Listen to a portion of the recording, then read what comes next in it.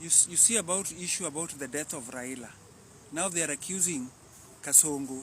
They were putting it in the TikTok, eti Kasongo ni ameua Raila. Eh? Now, Raila died in Karen. Eh? When his wife was there. Where did Kasongo come from? Huh? Where did he come from? Raila has been having slow poison in him. That is what has been making him fall down sometimes. It makes him sick all the time. The slow poison that is now bothering Mr. Uhuru Kenyatta. The same slow poison that they are now calling it cancer. Yes, he would have cancer. But I know all in all, he is also having the same slow poison that is bothering him. This Nani Oloaringo, the contractor who built his house in Siaya, he used the acid to burn this man to ashes in Lake Basin. But stupid enough, he was stuck. When he was stuck in the mud in Dominion farm, he called the tractor driver to come and pull him out and demanded from him 500 shillings. That is how he came to know. So it was his vehicle that got stuck there. The same spot, that is where they found his contractor that he took from the town here, Jatelodwara. The man left his radio to somebody, Jatelodwara. He left, and a white vehicle was waiting for him there to go with him. He left his bicycle to somebody, that Jatelodwara. So people knew, because they had a quarrel with the Oloaringo in the bar. When he told Oloaringo he's having wife and children to feed, he must be paid his work. Because he was doing the construction in his home. After doing the construction in his home, this contractor was not paid. So instead, because he was annoyed, he used the same acid to burn this contractor. That is why Oloaringo cannot stay in his home. Right now, there's a big snake inside Oloaringo's home. Nobody stays in Aringo's home. When Aringo died, they went and buried him, and all his wives went back to Nairobi. None of them slept in Aringo's premises, because there's a big snake. That big snake, they say it is that contractor that went and stayed there demanding for his right. And that's the same acid. Ask the CID, the special branch. The same acid is the one that they used for burning Ouko. That acid can only be found in State House. And who used to be in the State House? Oloaringo. It roasted his contractor here and went and roasted Ouko. So there was no way that they would say that even President Moi confessed here in a rally, saying, nyinyi mnajiua wenyewe kwa wenyewe, unapatia unaua ndugu yako kwa ajili ya 5,000 peke yake tu, alafu mnasema Moi kitu gani? It is in the record. I'm not only speaking what is not there. I'm speaking what is the truth. Nicholas Biwott never killed Ouko, and Ambala never killed Oweti, Maurice Oweti. Ambala was innocent, just like Nicholas Biwott was an innocent man. This is the truth. Oloaringo carried all these things because he wanted the vice presidency. But spiritually, he didn't know that he cannot get this leadership if he was not glanced over it. Luos had a way of glancing people to receive those leaderships, but he did not receive that. So he was just using the love that President Moi loved him, so he wanted at least to push himself to receive the vice presidency that made Kibaki retire. He left it for them so that they can take the seat that they want, because he didn't want to be bloodsheded. That is the truth. I'm speaking all these things. Why? Because I know the whole story, how it started and how it ended.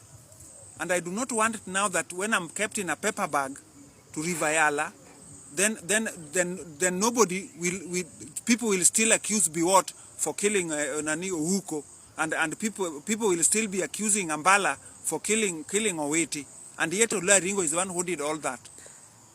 Grace Ogot died when he all the time tells people, when his mind went off, Her mind went off. So she would always tell say Nani, Jaber. He calls Owiti Jaber. Jaber, koro vidwari ye wuon Aringo. Diwachi kod wuon Aringo. Ask the servants, will tell you. Ask the servants of Grace Ogot. They will tell you that Grace Ogot used to talk to people whom they don't see. The same thing to Olo Aringo. Before he died, he was leaving his locker without closing it. He lost his mind also, just because of all those malicious damages they did. I know that Owiti was having a very powerful blood, just like Ouko. That people who killed them, just like this man is called Nicholas Oduo in Siaya, the contractor, the building contractor. So this is the truth, that our people, our Luos are killing each other. Just like now this Odinga and Nyandiko, they want to kill each other for leadership. I'm sorry to say this, because I'm speaking my last words. I'm speaking my last words. Because I know very well, these words are going to enter into the ears of the right people. They will make sure that they take me to Rivayala, or make sure that I'm also injected. But I've already spoken. One thing I wanted is to see that Berry Lachieng gets her right, and her children should get their right. And I want that Mrs. Osewe, she should be given her right. Her husband was given a lot of things. This woman should be the owner of Spectre International. According to Jaramogi Odinga, the Spectre International was given to his last born. His home in Milimani was given to his last born.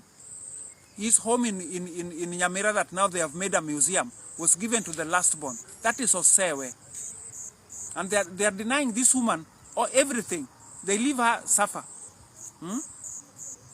I'm just asking my daughter Aida, what have you given to your co-wife? I call Nyeki. They call Nyeki. When your husband died, she's the one who has been running around with you before even he died. What did you give her? You only gave to Joager over 100 cows, heads of cows. But Mrs. Osewe, you are only sending her to feed me, and yet she has already been denied of the farm where she was making beans to feed us. She's not only feeding me only, even the children of Agola. They go to her there. That is where they go.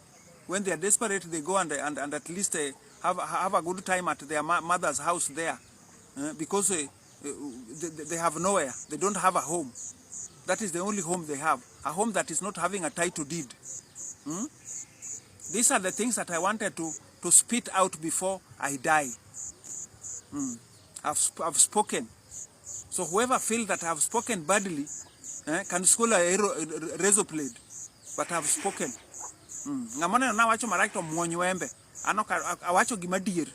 There's nothing I've lied. I said that Nicholas Biwott never killed Ouko. Oluwaringo did that. And I said that Ongele was never a murderer. Aringo killed Morris Owiti because of chairmanship of Kanu, the seat of chairmanship of Kanu. But Moi did not know anything that was happening behind him. He only felt that Aringo was he was a good Nino. He was a good singer. And he could persuade anybody. Even if you're a woman, if Aringo wants to go out with you, you will just follow him like a dog. Because he knows how to speak his words. That is how Moi used to follow him. Without knowing that he's having a criminal beside him. Aringo was a good criminal, a good mafia. His wife, the Jamaican, confessed to me that from his family, they are from mafia. His wife, the Jamaican lady, confessed to me when I was demanding the money that I wanted them to pay me for they stayed in my place here, the three of them, Grace Ogot and Odiek Bishop and Oluwaringo. They never paid me for the bills of their drinks and the food they ate. They never paid me.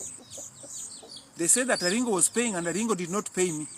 And that is very well known in Siaya. Aringo used to go to hotels